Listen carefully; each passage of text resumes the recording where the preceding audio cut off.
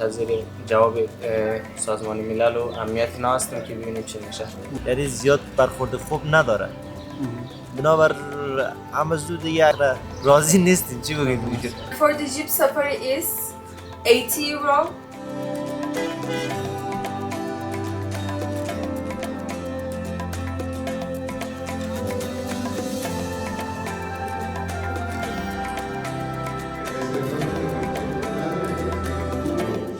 زامن احمدی هستم از ولایت بیسود حصه اول.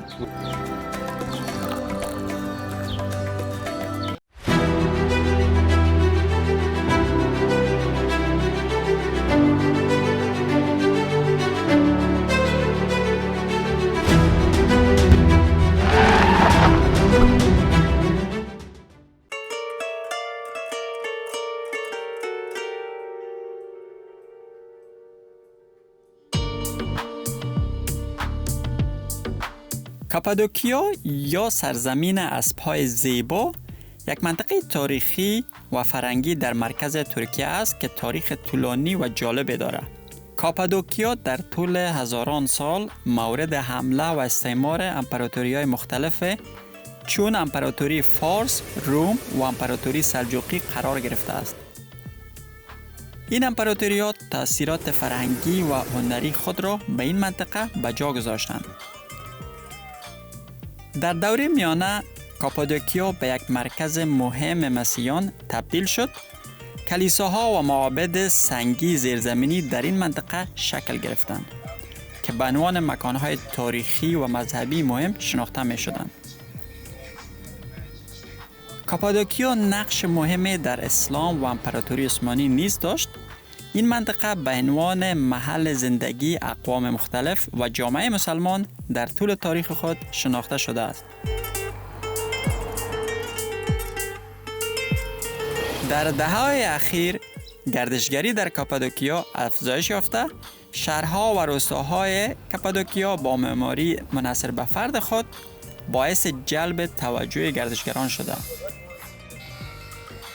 کاپادوکیا امروز به عنوان یک میراث جهانی شناخته می شود که گردشگران زیادی را به خود جلب کرده است. من فعلا در کاپادوکیا هستم و دقیق که بگیم فعلا در گورمه، یکی از جای مشهور توریستی کاپادوکیا می باشه. در بازار آمدیم. نو یک جایی است که اکثر رستورانت ها، بار، هر چیزی که توریست ها بخواهند اینجا پیدا میشه. البته کاپادوکیا یک منطقه بسیار بزرگ است که چندین شهر در بر میگیره، اما گورمه جای مهم و مرکز کاپادوکیا شناخته میشه. و یک چیز دیگه که متوجه شدم دوستایی که در این منطقه خوشبختانه بعضی هموطنان خودم شنیدم و دیدم و میریم امروی وام هم صحبت میشیم.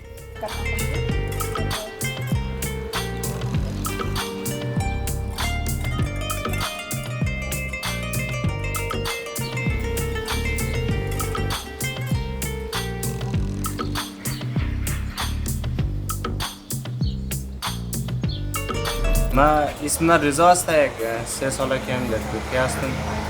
همینجا درس میخوانم. باز از طرفای شاو این سری کاریم در وافل فروشی داریم. ما اونجا چند 2 هفته شده کارم تازه شروع کردیم. بله. همینجا کار میکنم دیگه. مکتب ما برم روزانه. بسیار خوب. بعد هفته آخر هستم من اینجا روزای کامل کار میکنم. بسیار خوب. 3 سال شد گفتی از افغانستان آمدی؟ 3 سال شده اینجا. 3 سال و چند ماه شده در ترکیه هستم. تنها آمدی یا با فامیل هستی؟ با فامیل هستم. با فامیل آمدیم. خب در اینجا زندگی میکنید در این نزدیکا؟ در شهر نشید هستم. اونجا زندگی میکنم کلاگی من. اینجا برای کار میام. بسیار خوب.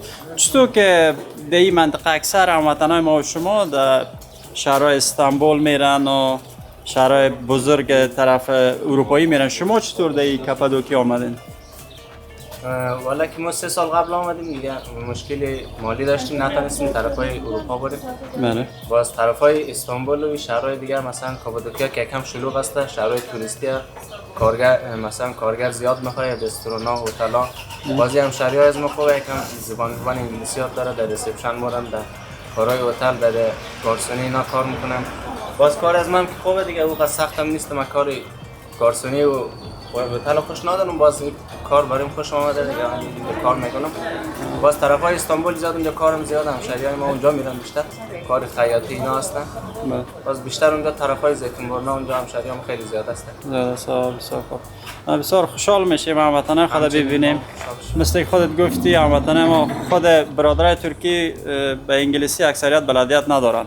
امی یک فایده ما شما افغان ها هست که در کشورهای دیگه که زندگی کردیم انگلیسی را آشنایی داریم، اینجا میایم با آسان برای ما کار پیدا میشه.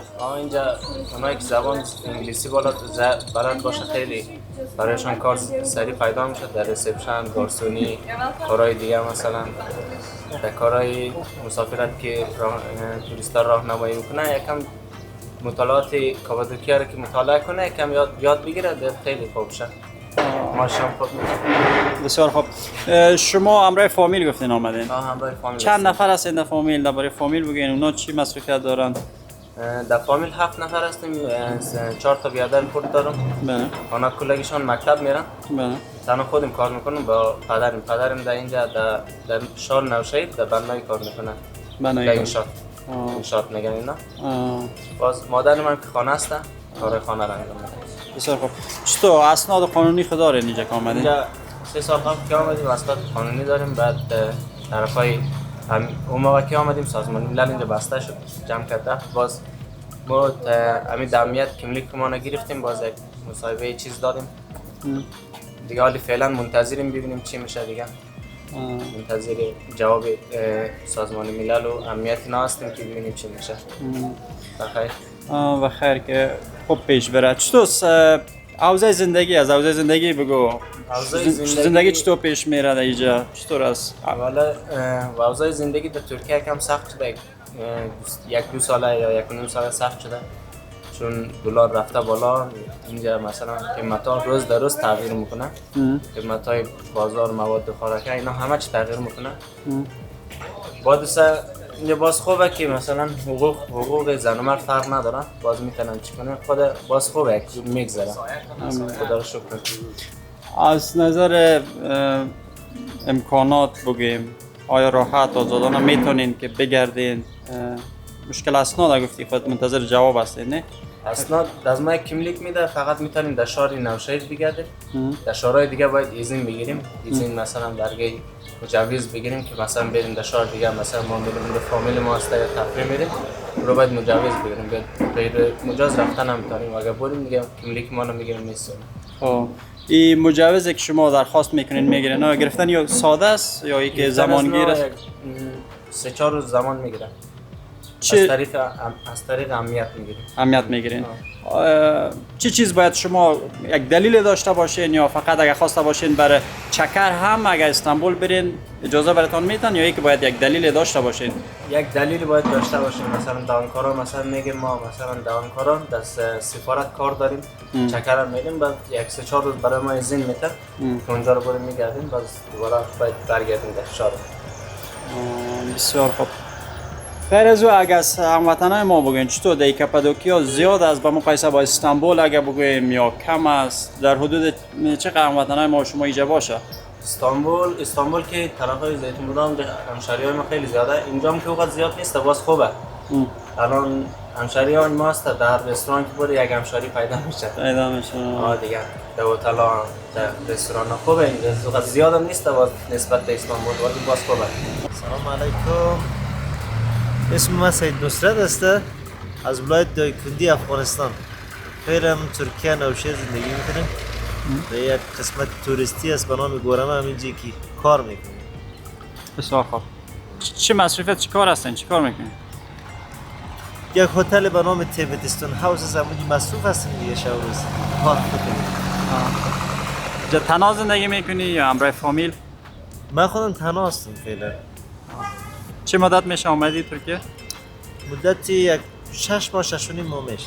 6.5 ماه. از کدام مسیر آمدی؟ آسان آمدی یا سخت بود؟ میشه بیشتر؟ بسیار سخت. از مسیرهای قاچاقی از طرف مرز ایران میریش نه. بالاخره از مرز که طرف وان میه. خواه زیاد معلومات زمینی ندارم. آمدین آه. قاچاقی آمدین زمینی آمدیم. خب مشکلات زیاد دیدی بسیار مشکلات 25 روز طول کشید ما استانبول هستیم برای ما چیزی نماند هرچی قاچاقبر از دروغگو اسلام بدر از این آمد خب یک ذره مشکلات گفتی هم مگی میگه بسیار مشکله یک مثال بدی مثلا چی مشکل مثال این رقم مشکل است که مثلا فرض کن تو در راهی که قرار است در 2 شب برسی در 25 شب طول میکشه خیلی جا در دشتا میمانی در جنگل میمانی به ادغاب و غذا نمیرسه دیگه مجبور هستی نمیشه خودت بالاخره یک رقم زنده نگاه کنی فرض کن مثلا یک هفته دست تو غذا نمیرسه چیکار میکنی بالاخره مجبور هستی یعنی سر میکنی ولی خب انسان است دیگه در سختی سنگ میشه ما نرمی میگه راحتی میگه از گل نازکتر میشه میگه پس چطور سال که آمدی 6 ماه ترکیه چطور یک جای است جای بدی نیست ولی برای یک از افغان جای خوبی نیست یعنی هیچ کس اینجا خوش نیست چرا دلیل ناخوشیشان چی است دلیل ناخوشی اول نگی دوری از وطن و فامیل و خانواده و دوست اینا هسته بعدش هم هرچی باشه مردمش فرهنگ دیگه داره مردم با مهاجرین آنچنان بالاخره رویه هایش تغییر کرده یعنی زیاد برخورد خوب نداره بنابر همه زود دیگه اکثر بچه‌هایی که مهاجر میشه مخصوصا بالاتر از ایران چی طرف اروپا چی طرف ترکیه اکثریش بالای 90% چی من مطمئن هستم افسردگی داره یعنی بسیار سخت است دیگه چی بگم اونایی که از راه قاچاقی آمده امیدی برگشتش هم سخت است دیگه برگشت کنیم چی شود یعنی سردرگم است اگر مثلا اروپا برم مطمئنا یک 7-8 سال دیگه از خانواده دور می باشه بسیار مشکلات است بالاخره حالا از اینجا از شرایط زندگی فعلی بعد از این کار که میکنی خودت تنها زندگی میکنی یا همراه دوست هستی چطور زندگی پیش میره بالاخره یک اتاق داریم طرف نوشهر یک 4 نفرم اینجا هستیم من دوالی مجردی خب پیش میره دیگه خدا را شکر میکنیم در هر حالت ولی بالاخره راضی نیستیم چی بگیم دیگه اسناد داری یا نه من خودم شخصا که آمدم زیاد دنبال کیملیک گشتم یعنی گرفتم به هر نحوی شده اما کیملیک گرفتن بسیار سخت شده برای مردم از ما کسایی هستن که میگم ما 3 سال هستیم کیملیک نگرفتم بالاخره من کیملیک دارم ولی دیگه این کیملیکارم بیاحتمال میگه بعد انتخابات باطل شه بالاخره یک نگرانی هایی هسته اگه استرس اضافی ایجاب شروع شد معلوم نیست دیگه آینده چی میشه خدا بزرگ است خب خودت کیملیک داری نسبتا کارت ساده تر است یا بگیم یک کمی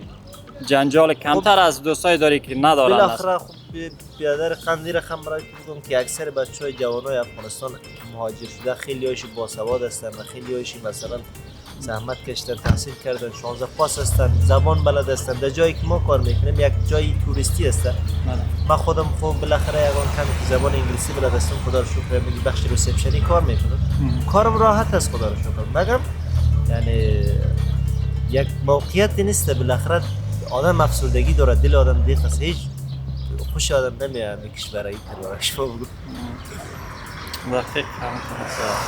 خب پلان خودت چی است چی برنامه داری برای آینده میخوای در ترکیه باشی جای دیگه بری چی ولی اگر بگیم بی پلان هستیم که هم نمیشه گفت ولی بیخی خسته هستیم میخوایم که یک انقلاب شود در کشور ما آباد شود برگردیم ما را تیرم از اروپا و از ترکیه و از هر جای ببینیم چی میشه دیگه خدا بزرگ است ما خب برنامه برگشتن نداریم ولی اگر نشه خب نمیشه دیگه دقیقاً همی آرزوی همه وطن هاست که وطن آرام شوه پس بریم چرا یه جای کشور خودمان نمیشه مثل خود گفتی وقت بسیار مشکلات زیاد است در کشور در جایی که باشیم اما یک مثل ما داریم به اصطلاح بگیم میگه صدای دول از دور خوش است دقیقاً همونطور است وقتی که ما شما اینجا میم تجربه میکنیم و حتی شاید به این نظر هم اکثر دوستا باشن که همین جان خود در خطر انداخته از راه قاچاقی آمده ارزش از این نداره که دیت یک جای بین هیچ وقت نداره و نداشته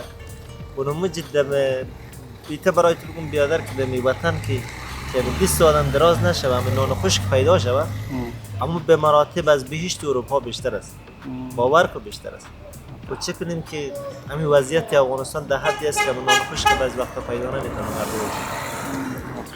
دیگه دعا کنیم که انشالله وطن ما آباد شود.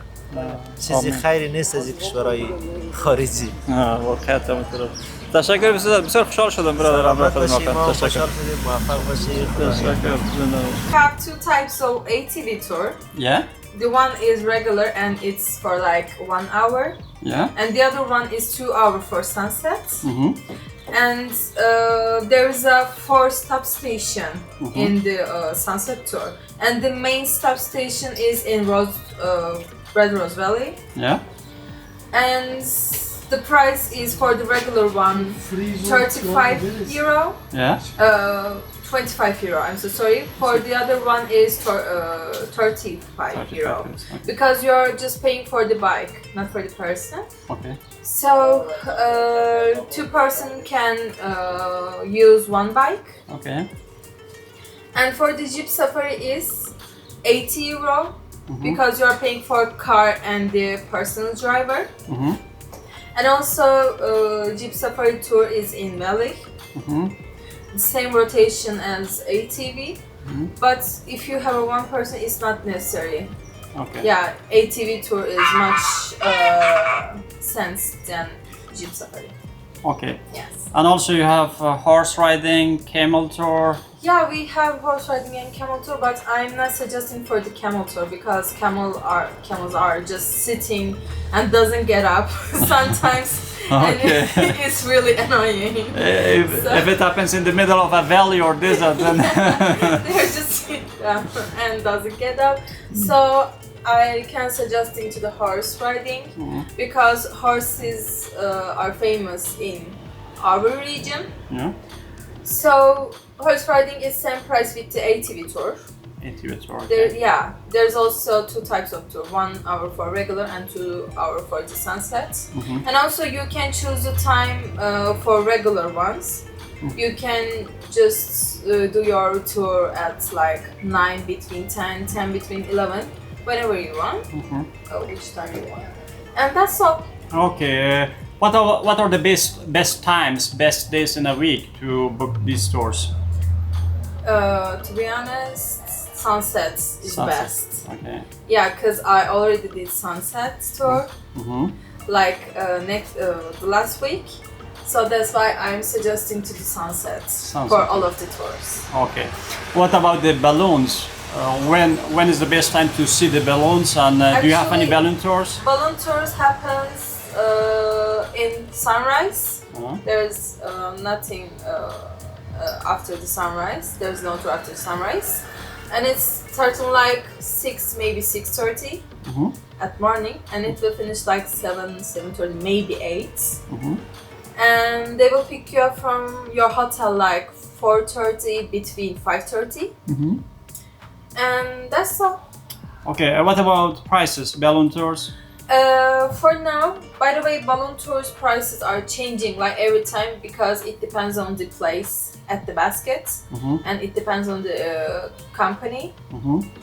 So it's now 180 euro for 1 person, and also it's included to celebration with the champagne after the balloon tour, and they are giving you the certificate because you're fly with the balloon.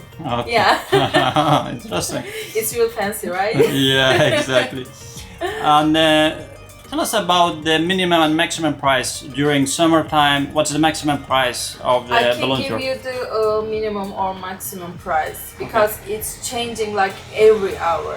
Oh, okay. Yeah, so that's why I can't give it. What was the highest price you charged tourists last year, for example, in summertime? The last summer is like 220. Okay. Yeah, but I'm not sure about this summer, Oh, so I can give you the exact price okay. for this summer.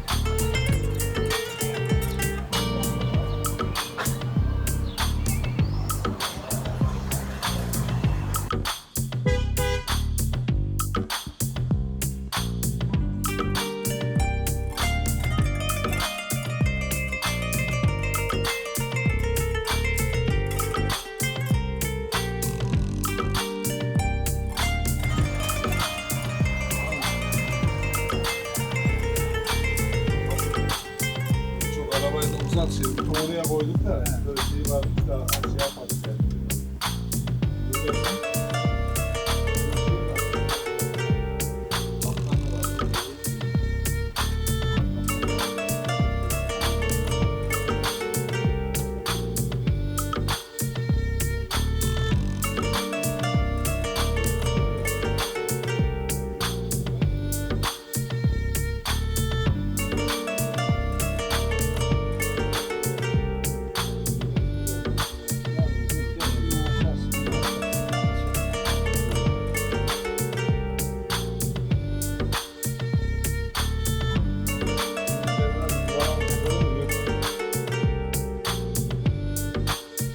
در یکی از فرش فروشی ها داخل شدم که مثل از این چندین تا هست اینجا در بازار و بسیار فرش های زیبا، نه تنها فرش بلکه بسیار چیزهای دستبافی دیگه هم دیده میشه و یک تعداد از این فرش ها را که میبینین از افغانستان هم است که بسیار قشنگ و زیبا معلوم میشه.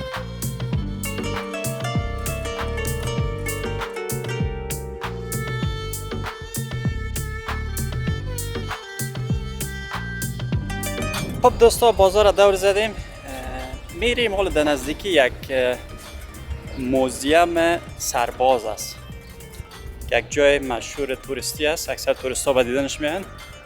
در نزدیکی مرکز گوریم است، فقط 1 یا 1.5 کیلومتر از اینجا مسافت داره. میریم او را میگردیم.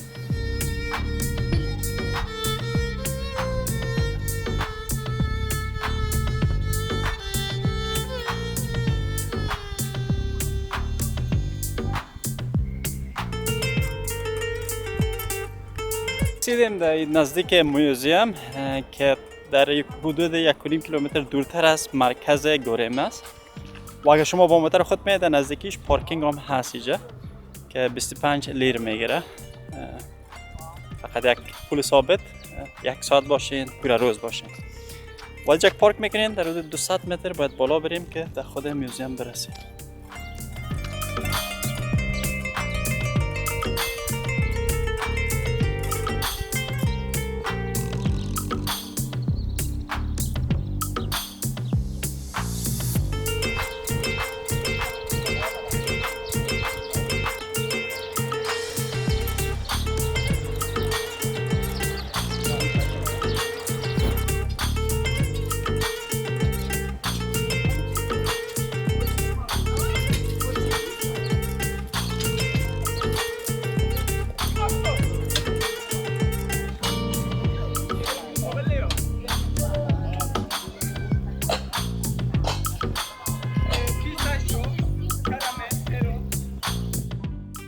به موزیم باید تیکت بگیریم که به توریست ها تیکتش 300 لیر است و به شهروندان ترکی و کسایی که در ترکیه زندگی میکنن 60 لیر.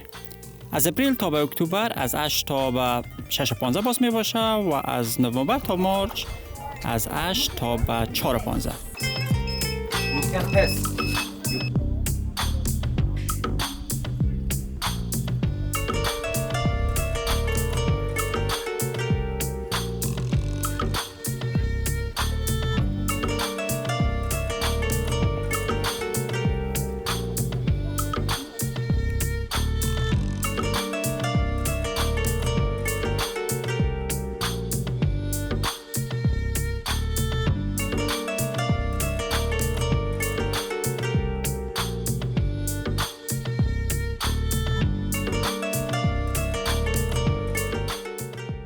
چند دانه از این ساختمان ها را که دی 4 دو بغل چک کردم دوستو، اکثرش دروازه داره و قفل از رفتن میشه.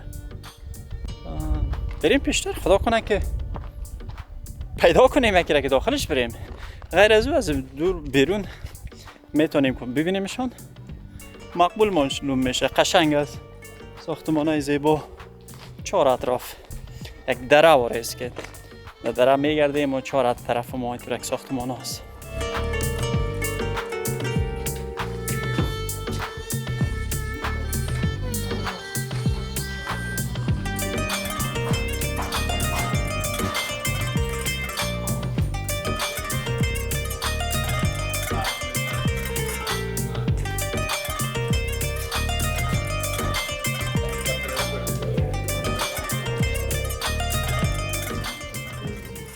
بالاخره دوستا یک شب پیدا کردیم که میتونیم داخلش بریم و فیلم هم احتمالا اجازه است بریم.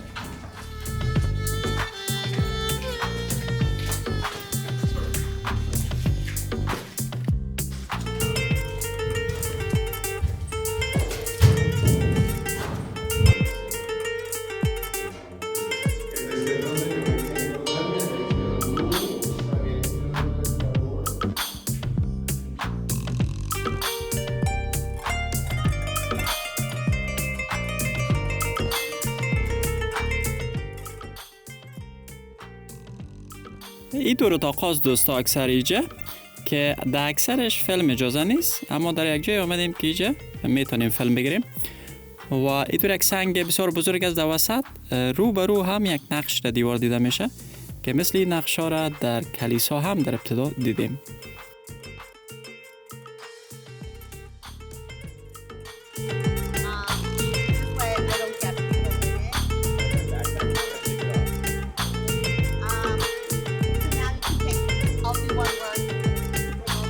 روبرو خوب یک نمای زیبا و نماهای زیبا دیده میشه، بلند، و اکثر توریست ها را میبینیم اونجا میرن و عکس میگیرن.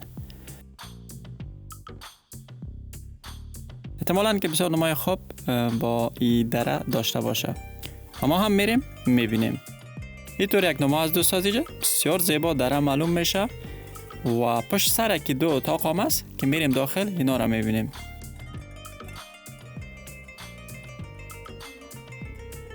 خب دوستا اتاقا سنگی است و سیاه، سنگ سیاه ها احتمالاً که اینجا آتش شده بوده.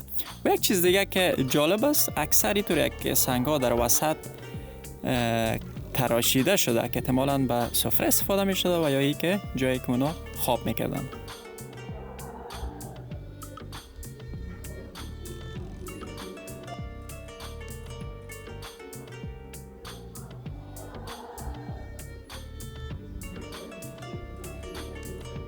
مثل که اینجا هم دوستا مثل که میبینین طور معلوم میشه شکل یک انسان باشه.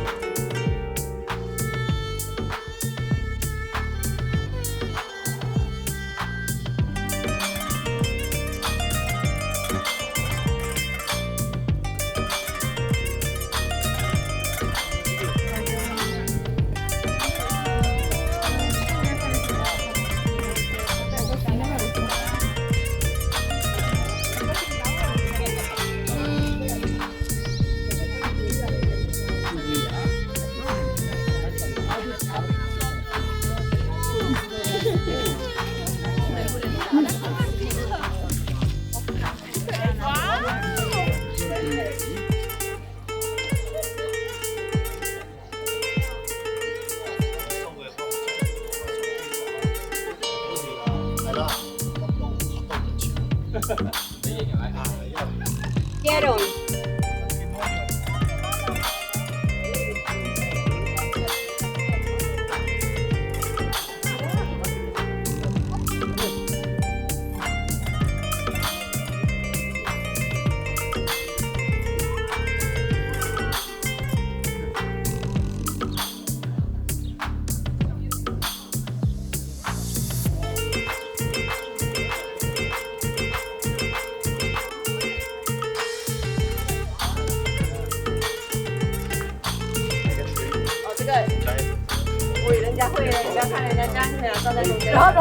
你家。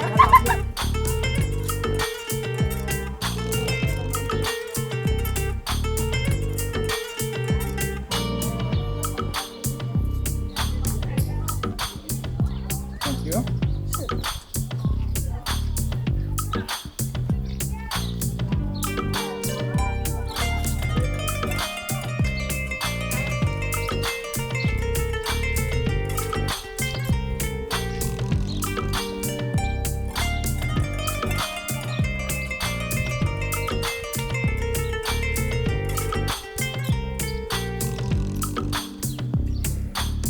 عزیز واقعیت که مرا بسیار خوشم آمد این موزیم، بسیار زیبا بود، مناظر زیبا.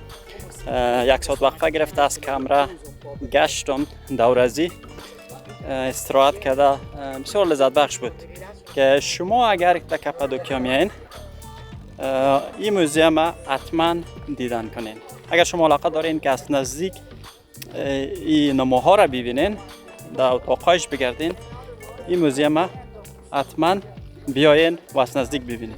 و اگر شما نمیخواین داخل موزیم برین و یا اینکه روز میان که موزیم بسته باشه، در 4 اطراف موزیم مثل که پشت سر ما میبینین جایی هست که شما میتونین عکس بگیرین و همچنین دوستا شما میتونین دیدره پیاده برین و اینجا مثل که دیده میشه شترها هم هست که میتونین اونا را هم به کرا گرفته برین طرف 1 ساعت آرامش کنین.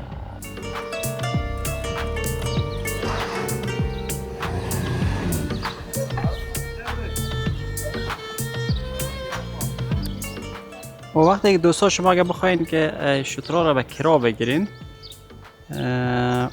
و یا همراه شترها عکس بگیرین، بعضی از لباس های محلی هم هست شما میتونین فکر کنم کلاس که استفاده کنین و قیمت ها را که مثل ببینین 5 دقیقه 10 یورو، 15 دقیقه 20 یورو و تنها اگر عکس میگیرین 5 یورو میگیرن از با شترها. Merhaba, hoş geldiniz.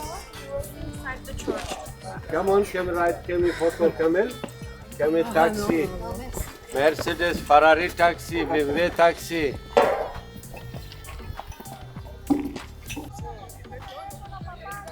خب دوستا همینجا برادرای هموطن خود دیدیم که مصروف کار بودن و زحمت کشیدن، لطف کردن، به چای دعوت کردن. همینجا ششتیم، یک برادر دیگه ما از کم صحبت میشیم دیگه ببینیم که چی گفتن یاد داره. زامن احمدی هستم از ولایت بیسود، بسید لیسه اول ولسوالی وردک. آمدیم اینجا دیگه به اصطلاح دیگه خودت دیده طالبا مثلا چیز میاد کوچی اون دیگه آرامی نداریم شو روز. اینا آمدیم یک زحمت بکشیم آرام بشیم زن بچیم درس بخوانه جای برس. بسیار خوب. چه وقت آمدیم ترکیه خودتون؟ ما این 5 سال شد. 5 سال. همراه فامیل زندگی می‌کنید؟ آره. چطور سر روزگار در ترکیه چطور پیش میره؟ خدای شکر. هیچ وقت باید آدم ناشکری نکنه. هر چی کس طرف خدا بیا همون رو بکن. چطور مشکلات اسناد چیز خو نیست اینجا؟ اسناد چیز داره؟ نه اسناد داره. داره. در هر کشور بری باید اسناد داشته باشی. اگه بی اسناد بدی خودت روزی. هیچ چیزی نمیتونی بگی. غیر از اون دیگه چی مشکلات در ترکیه هست؟ مثلا که اگر با مقایسه با افغانستان چه چیزا را ما اینجا ندارین شما؟ نه. ما اینا مثلا خودی ما به خصوص میریم یک تک شارمات اینقدر نمیگه که تو افغانی. هیچ خوش بیایی پیش بیایی. اون هیچ نوع مشکلات نیست دیگه. نه. زندگی با خوبی پیش میره. زندگی نرمال. همین.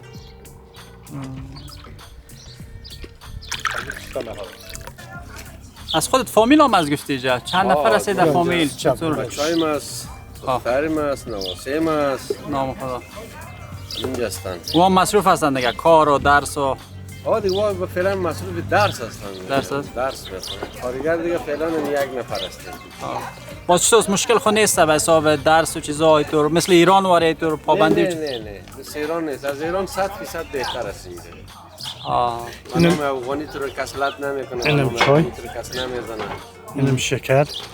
نام سیاه و سفید نمیزنه. تا کلی که نام یک چیز میشناسه یابانجی. از هر جای باشی، عراقی باشی، سوریایی باشی، افغانی باشی، ایرانی باشی، با نام یابانجی است. یابانجی یعنی مهاجر ها؟ مهاجر. به اینکه ویدیو طولانی نشد دوست عزیز، این ویدیو را اینجا به پایان میرسانیم. امیدوار هستم که از این ویدیو خوشتان آمده باشه. اگر خوشتان آمد این ویدیو را لایک کنید و با دوستای خود به اشتراک بگذارید. اگر شما در کانال نو هستین با کانال سابسکرایب کنید تا که ویدیوهای جدیدی که ما اپلود میکنیم به دسترس شما قرار بگیره. تا ویدیو بعد شما را به خدا یک تا میسپارم.